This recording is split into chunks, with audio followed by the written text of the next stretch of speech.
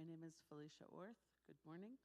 I'm a worship associate for the congregation. Welcome to the Unitarian Church of Los Alamos. Whoever you are, whoever you love, wherever you are on your life's journey, you are welcome here. Please join us after the service for coffee and conversation in Fellowship Hall. And our pastor, Reverend John Cullinan, will return to the pulpit next week. This morning, we have a guest speaker, a member of our congregation, Stephen Ledoux. Oops. There we are. I'm going to light the chalice to begin this morning's service.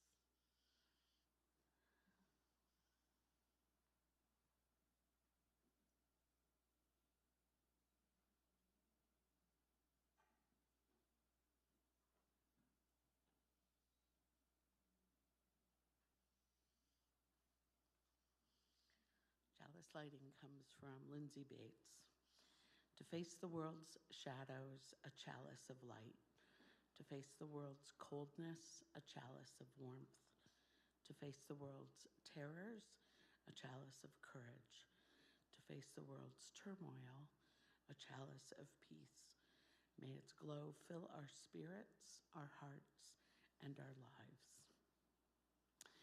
If you would please stand in body or spirit to sing hymn 131, Love Will Guide Us.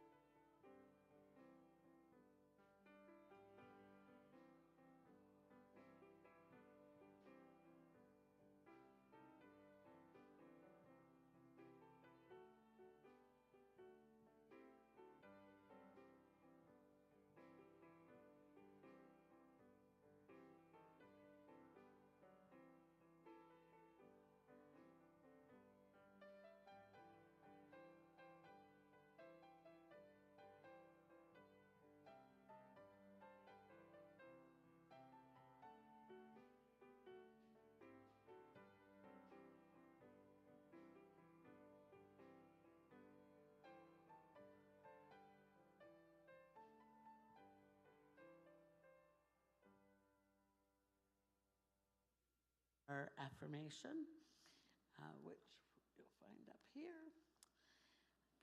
Love is the doctrine of this church. The quest for truth is its sacrament, and service is its prayer.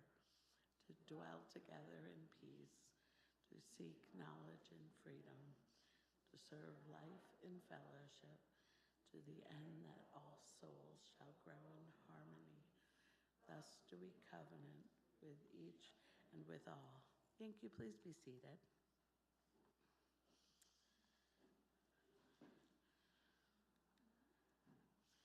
Candles have been lit this morning in memory of Lillian Rossini, mother of Armand Grafman. She was brave and brilliant. Thank you, Thomas.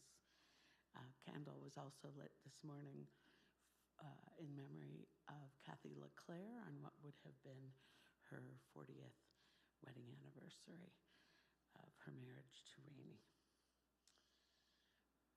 We all have other sorrows and joys written on our hearts. Please observe just a moment of silence.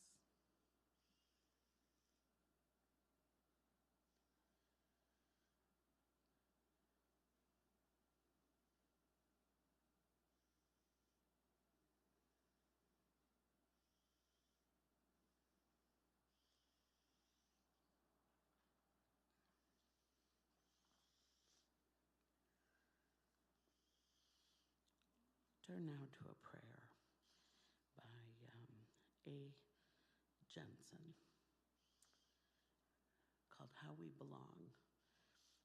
Unitarian Universalists can and do believe many different things about life's biggest questions, about God, the greater mystery, what happens when we die. Although there are certain things that will not make you a UU, or very much of a good one, that are important parts of this faith. For example, if you cling to prejudiced or oppressive views of others, believe that others are inferior, anything lesser than human, can't tolerate big questions, critically examine what you believe and why. As wide as our welcoming embrace is, there are some things that are non-negotiable, like the inherent worth and dignity of every person, no matter who they are. The bounty of the world's traditions that hold a piece of the cosmic puzzle about how we might understand these wild, wondrous lives of ours. Let's turn to the meditation hymn, 83, Winds Be Still, and please stay seated.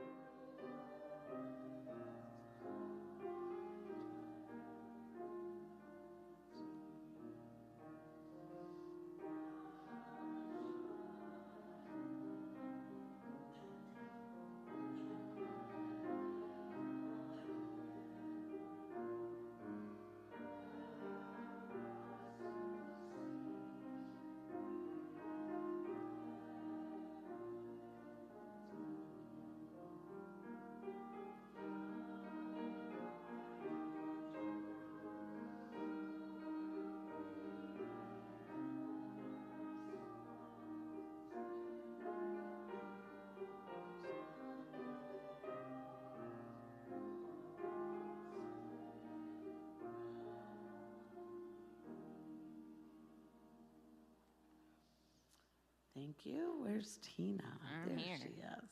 So I would like to invite the young and young at heart to come forward for a time for all ages.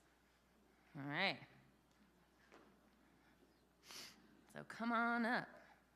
Young at heart, whoever you are. Awesome. Thanks for coming, guys. Okay, so you're going to find out, okay? All right. Oh, you're coming. Thanks, Rebecca. So today, I want to talk to you all about science. Woo! Who here loves science? Raise your hand. Woo! Yeah. Okay. So, yay. It is one of our UU sources that is very important is science, okay? So I love science too, but it's not always easy to learn. For some people, the most difficult science to study is physics. Physics is the study of matter and energy, and some physicists study the different kinds of energy. So the two most common types of energy that I'm going to talk about today are potential energy and kinetic energy. So let me start by asking if anyone knows what kinetic energy is? Does anyone know? Anyone? Yeah, what do you think, Aspen?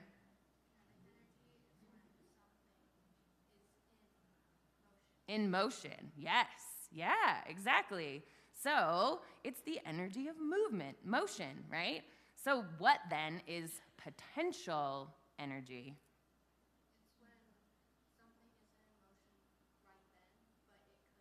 Something isn't in motion right then, but it could be, right? So it has the potential, right, to be in motion.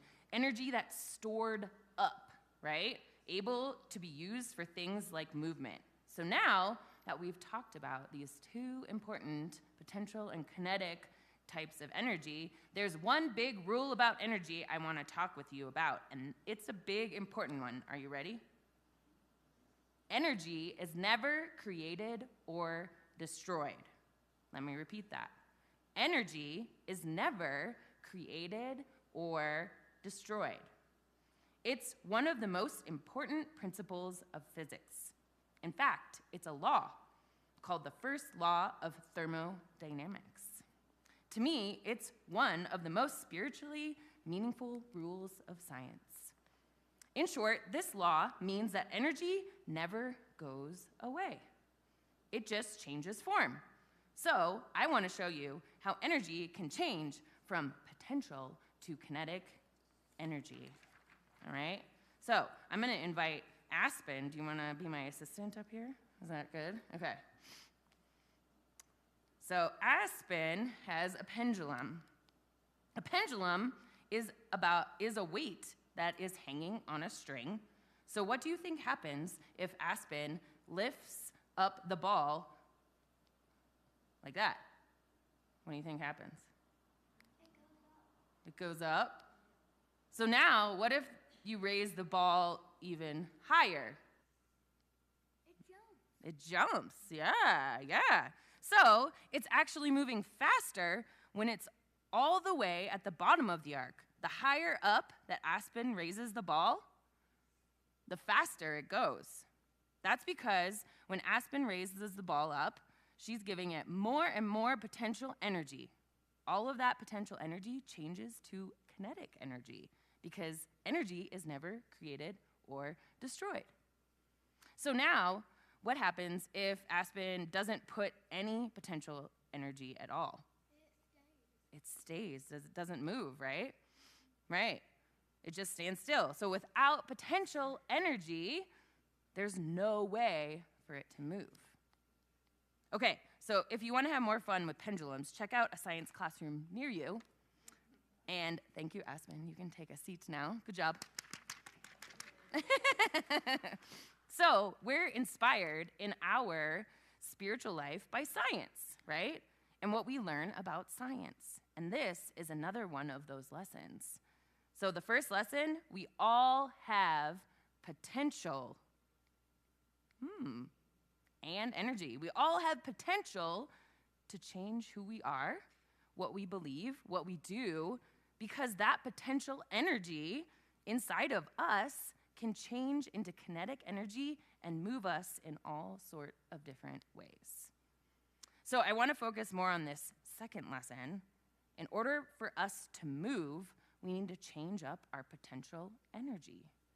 We have to recharge batteries for them to work. We have to add more logs on the fire for it to grow. We have to lift up the ball for it to swing back and forth. We have to expand our amount of potential energy to change the world. Because once we run out of potential energy, we can't keep moving. We stop, we burn out, and we give up. So one of our most important tasks is to make sure that we're constantly recharging our potential energy so we don't run out or run low, right? Yeah, so sometimes that might mean we don't move forward as quickly as we want, but that's okay, right? So if we run out of potential energy, we'd have to stop completely. We all have different ways we can recharge our potential energy. Some people pray, some people meditate, some people binge on Netflix, right? Yeah. Some people make art, yeah. Some people find that playing with friends helps recharge their energy too, right? Or go to an Alice Cooper concert. Whoop, whoop. So what are some ways you like to recharge your potential energy? What do you think? You got any ways? Art, yeah. Liam's playing on his tablet right there. That's good, right? Yeah. So however we do this, however we recharge ourselves, if we want to keep on moving forward, we also have to take time to recharge our potential energy. So this week, I want you to spend a little extra time doing something that you know will recharge your potential. You think you can do that? All right. And thank you for coming up for our science lesson today. Woo!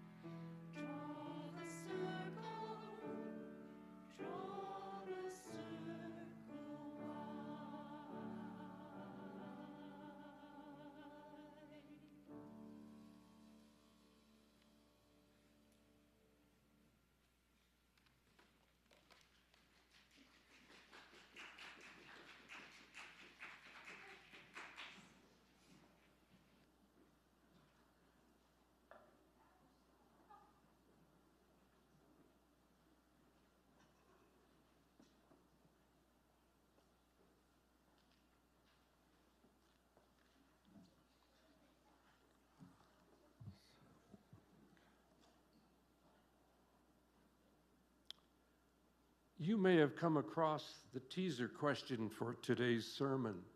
It read, what can help release people from the jaws, the tyranny, the coercion of superstitions of all kinds, giving humanity a better chance of surviving and thriving with the rest of Earth's biosphere?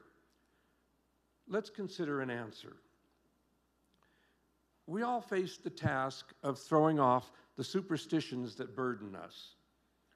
Many of these superstitions get installed during early childhood, when those around us provide the culture's traditional conditioning. These superstitions can last a lifetime, in part because they get conditioned before we find out that perhaps we should be questioning some of the things others tell us. The need to throw off superstitions became clear to me during my science teaching. Students do not easily set aside their long-ingrained superstitious accounts. And yet, discarding these superstitions must happen. Holding superstitions interferes with successful efforts to understand our human condition and to solve our human problems, be they local or global. In my experience, students find it easier to set superstitions aside when they come across evidence-based accounts that replace superstitions. Providing such evidence-based accounts was part of my job. However, what are students to do outside the classroom? What are any of us to do? What could inspire setting superstitions aside? Are there any general principles that can keep superstitions at bay? Such questions troubled me for decades, even as one general principle or law gradually took shape.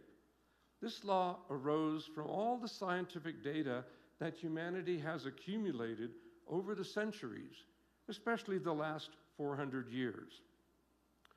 It is a law that shows that humanity does not actually need any superstitions.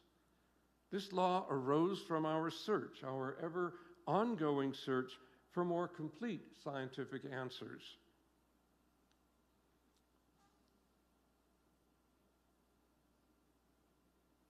Thus, this law can inspire us to see beyond superstitions, to set aside superstitions. I'm speaking of what is called the law of cumulative complexity. Today we will explore a little of its application to questions about origins questions about life, the universe, and everything. But let's first consider what this law says. It states the physical, chemical interactions of matter and energy sometimes result in more complex structures and functions that endure and naturally interact further, resulting in an accumulating complexity. Now, that's rather intense for a nice Sunday morning. And so a little repetition can help.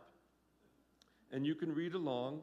Again, this law states the natural physical chemical interactions of matter and energy sometimes result in more complex structures and functions that endure and naturally interact further, resulting in an accumulating complexity.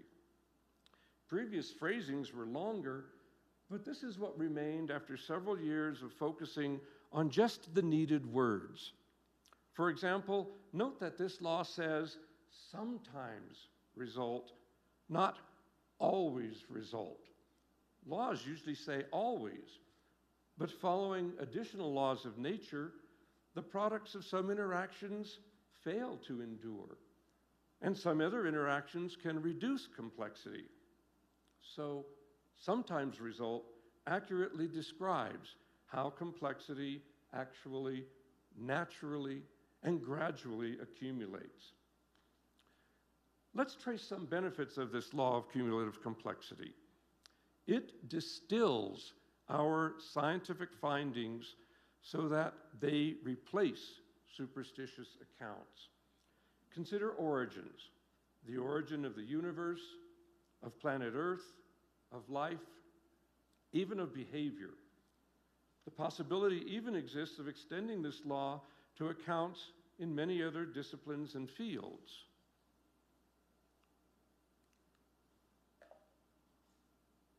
Over the past millennia, however, our ancient superstitious answers and their contemporary counterparts for each of these origin questions have always managed to seem satisfactory to some.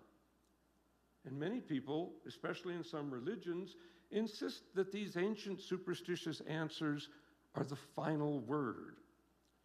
Yet the range of such answers from various cultures contain many mutual contradictions among the magical and mysterious and spontaneous accounts covered in their views. Those contradictions have led many people into confusion. Some of them seek and find inspired answers from science. However, instead of considering the superstitious accounts of the origins of the universe, Earth, life, our bodies, our behavior, we'll consider the scientific background. Science has provided some answers for many, many questions, including origins questions, without recourse to magical or mysterious or spontaneous events.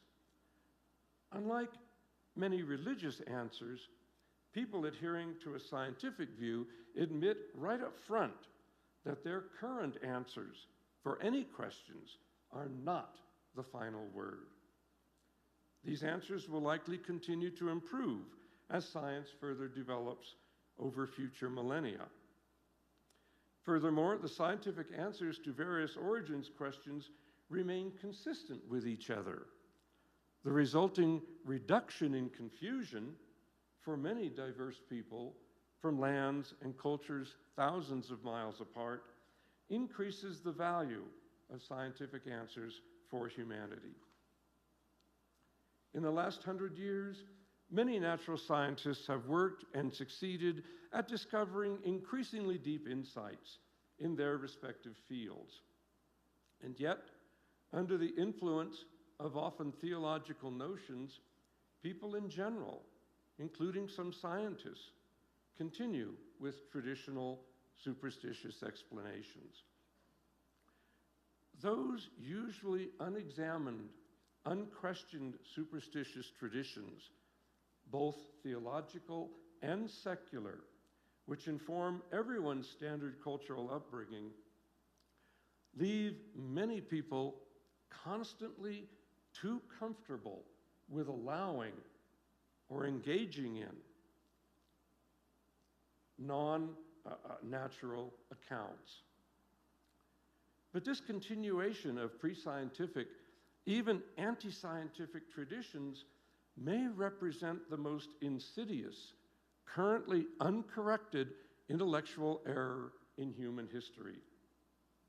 We must find ways to offset the control that this error exerts on so many people, because it is interfering with their acceptance of science as the best current approach or method or resource for dealing with virtually everything, including solving our global problems within the time frame those problems allow us.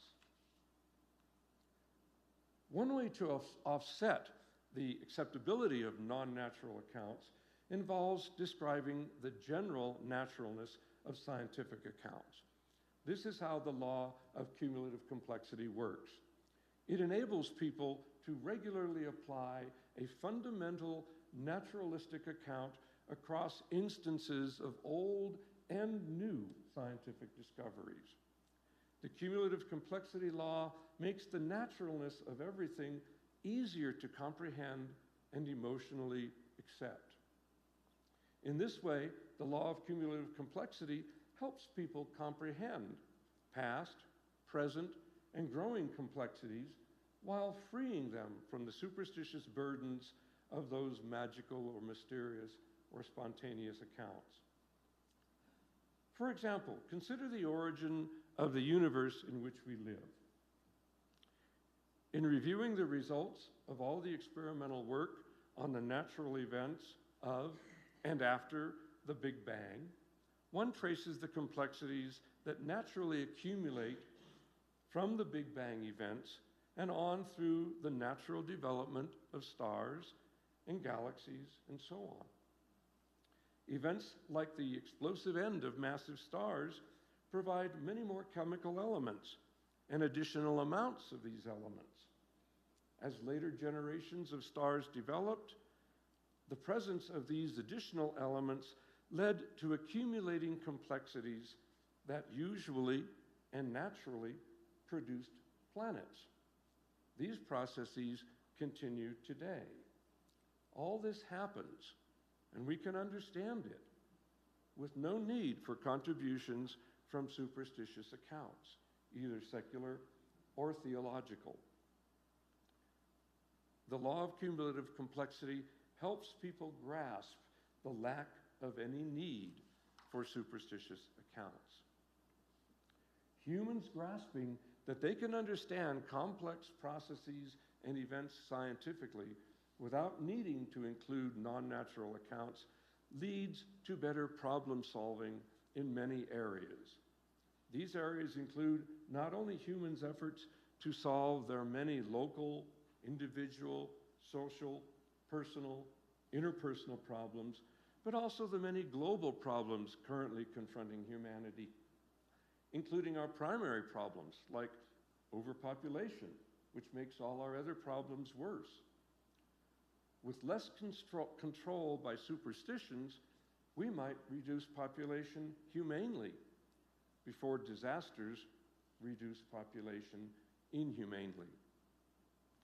Continuing on, reviews of what we know from scientific research indicate that the origins of life show similar patterns of cumulative complexity. We should not be surprised if we find that on some or many planets, further developments, further accumulating complexities naturally produce an ever-expanding and increasingly complex range of different minerals and compounds. This already continues to happen on the planet we call Earth.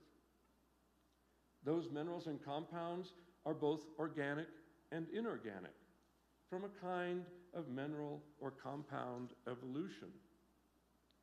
Actually, at least on one planet that we know of so far, Earth, such naturally produced developments accumulated further mineral and compound complexities and processes that we call life. The biological continuum for non-life and life necessarily involves considering the law of cumulative complexity, because this continuum leaves no distinct line dividing non-life from life. Yet, common non-scientific accounts emphasize such a line. Various experimental outcomes continue to evoke debate about whether or not some forms are alive, or nearly so, or not at all. At what point would they evoke describing them as living or life? Yet, we may ask what point defines life, but no such point exists.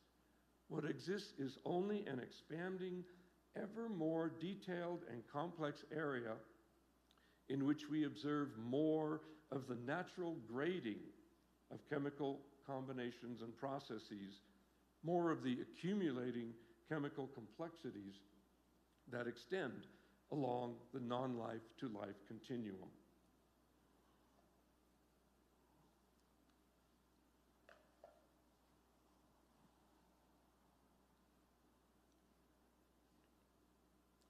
The expansion of that area on the chemical complexities continuum derives from the circumstances that the law of cumulative complexity describes. I cannot help finding it inspiring that any origin of life anywhere, on this planet or others, outside or even inside a laboratory, can be broadly understood in terms of the law of cumulative complexity, which means without requiring contributions from magical or mysterious or spontaneous events. The photo shows a possible example. As complexity accumulates, continuing developmental interactions among living matter and energy produced and produces the natural but not necessarily repeatable evolution of life's physiology and forms, and the natural details of its behavior-related processes and functions. On this planet Earth, examples of outcomes of the law of cumulative complexity in operation include the vast range of carbon-based and DNA-based life forms available for study, along with the extensive behavior of some life forms. And on some other planets, the complexities of life might originate and accumulate on this same or some other chemical basis. Again, completely naturally, without requiring superstitious accounts. So you can see why this law could be inspirational for my students, or for me, or for you. It makes room, not for any kind of perfect or final answer to our questions, but to the current best and applicable answers from the broad natural science activities of our cultures. And these include the natural science that studies the functional relations affecting the full range of our activities, our behaviors, one of our least understood areas, from our most overt and common behaviors like talking, to our most covert and intimate behaviors like thinking and loving. In our human case, the intricacies of global problems and solutions and the joys and sorrows of our interconnected lives arise in part from our behavior and contribute to producing behavior. We can understand and deal with behavior naturalistically, without superstitions, including without the invented and unmeasurable, immaterial, internal agents, either secular or theological, like minds, souls, psyches, or cells, which are some of our most common superstitions. Now that truly frees us. That's inspiring.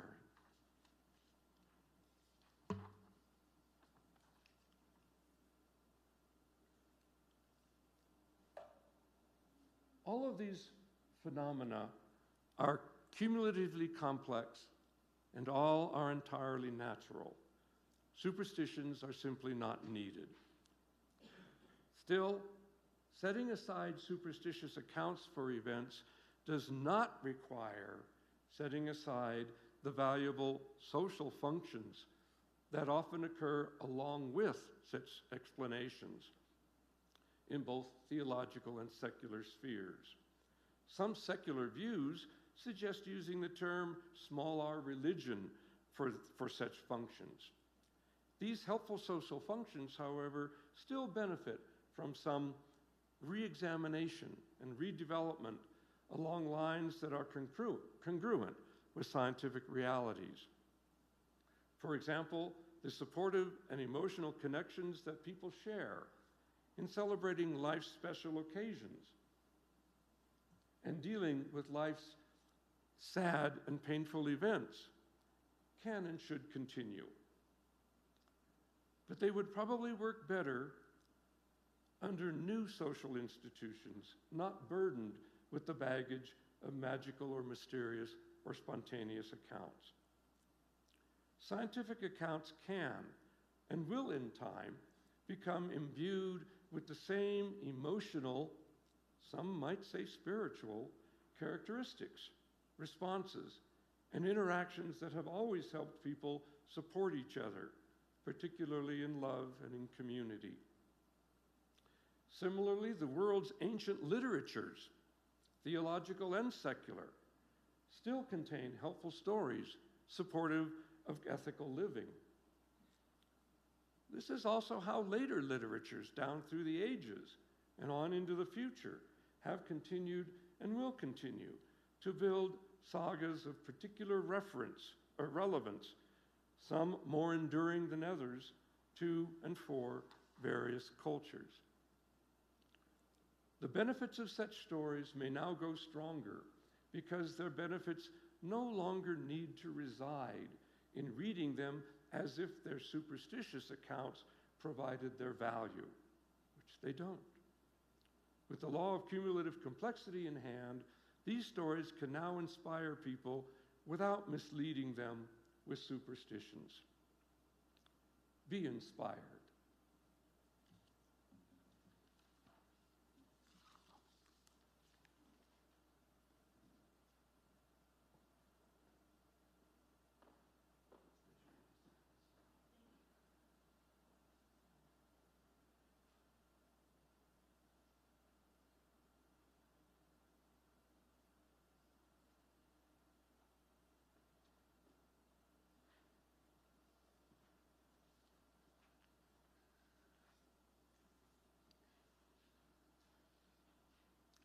Thank you, Stephen. Our offering this morning is taken up on behalf of Tewa Women United, a multicultural, multiracial organization founded and led by Native women. May what you give bring you joy and into closer relationship with our community and our world.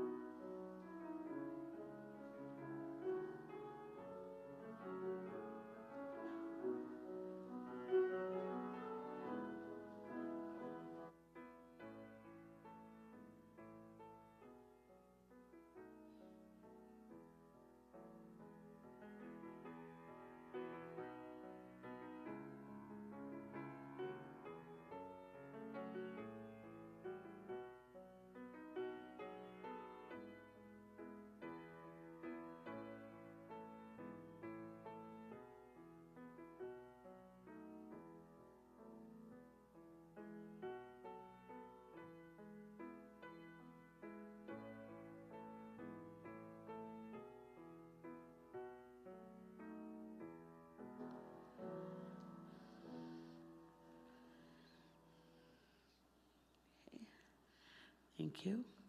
We'll move into the dedication hymn, 402, From You I Receive.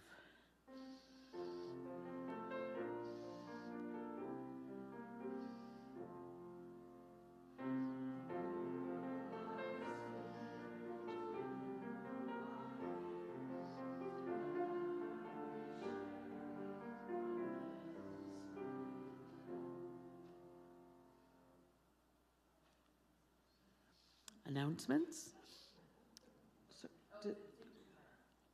Oh. Okay.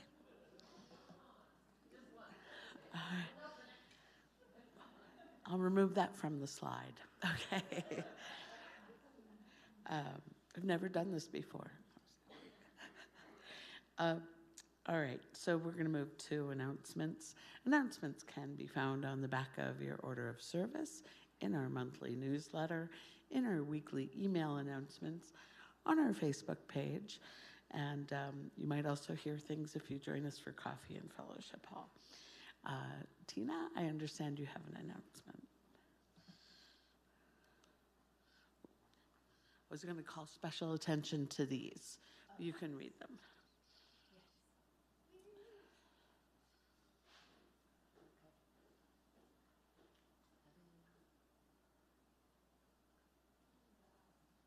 So you see the trunk or treat is happening next Sunday, so please sign up. And you can decorate your trunk and dress up, and it's going to be a really fun time. And so I would invite everyone to that. And then all these other awesome things happening. But I do want to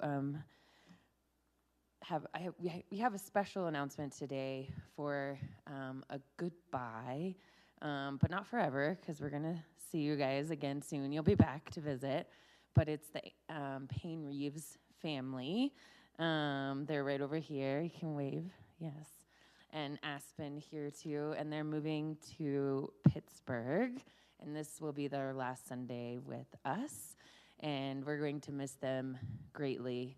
And we know that you guys are going to have a great UU home there. You've already gotten to go to the church. And we just want to send them off with well wishes and cake in the other room. So we have cake. So please, definitely after the service, meet us in the fellowship hall for cake and well wishes for the Payne Reeves family, because we're going to miss you all, and I'm going to miss you guys a lot too. So yeah, and we wish you well in Pittsburgh. And anyone going to Pittsburgh, you can always visit. Yeah, okay, awesome. So yes, we'll see you all in the fellowship hall. Thank you, Tina. We've got our closing hymn, 118, This Little Light of Mine.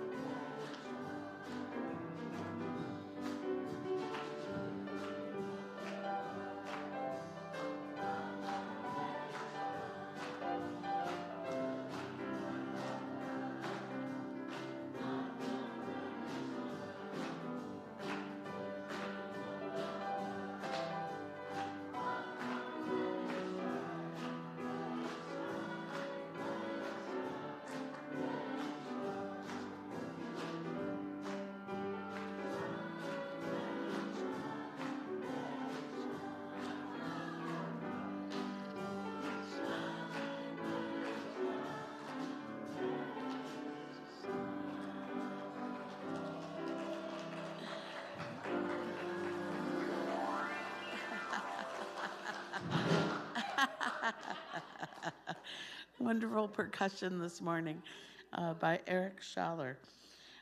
So, benediction, the quality of our lives. May the quality of our lives be our benediction and a blessing to all whom we touch. Thank you all.